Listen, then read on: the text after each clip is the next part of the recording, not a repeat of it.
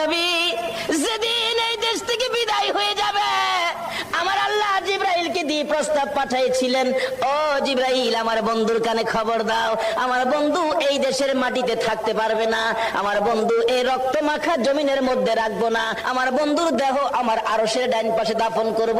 জিবরাইল খবর নিয়ে ডাকতেছেন, হুজুর আল্লাহর সালাম গ্রহণ করুন। আমি জিবরাইলের সালাম গ্রহণ করুন।